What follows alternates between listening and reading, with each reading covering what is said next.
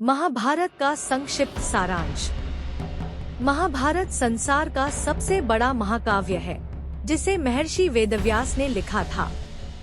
इसमें लगभग 1,00,000 श्लोक हैं और यह कौरवों और पांडवों के बीच हुए महायुद्ध की कहानी को प्रस्तुत करता है।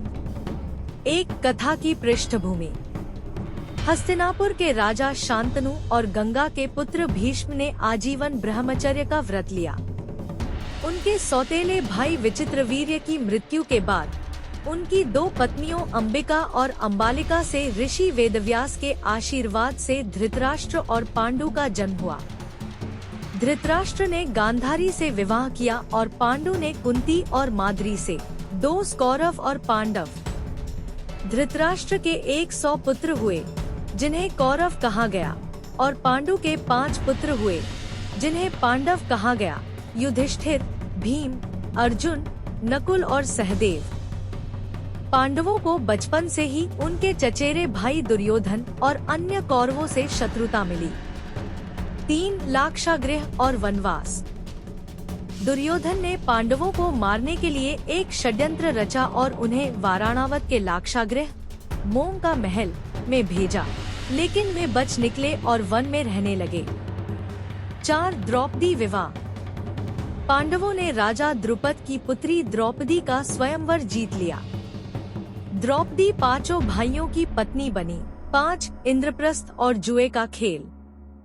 पांडवों को इंद्रप्रस्थ का राज्य मिला जिसे उन्होंने समृद्ध बनाया, लेकिन दुर्योधन ने शकुनी की मदद से युधिष्ठिर को जुए में हराकर उनका सारा राज्य छीन लिया। द्रौपदी का अपमान हुआ और पांडवों को 13 वर्षों का वनवास और 1 वर्ष अज्ञातवास बिताने को कहा गया। 6 महाभारत युद्ध। अज्ञातवास के बाद जब पांडव अपना राज्य वापस मांगने गए तो दुर्योधन ने देने से इनकार कर दिया। श्री कृष्ण ने शांति स्थापित करने की कोशिश की लेकिन असफल रहे। अंततः कुरुक्षेत्र में महायुद्ध हुआ जिसमें भीष्म, द्रोण, कर्ण, अभिमन्यु और दुर्योधन जैसे महान योद्धा मारे गए। युद्ध में श्री कृष्ण ने अर्जुन को भगवत गीता का उपदेश दिया। 7 युद्ध के बाद। युद्ध में पांडवों की विजय हुई लेकिन उन्होंने अपने सभी संबंधियों को खो दिया। युधिष्ठिर राजा बने और अंत में पांडवों ने स्वर्गारोहण के लिए हिमालय की यात्रा की। 8 महाभारत का संदेश। महाभारत हमें धर्म, न्याय, कर्तव्य, नीति और सत्य के महत्व को सिखाता है।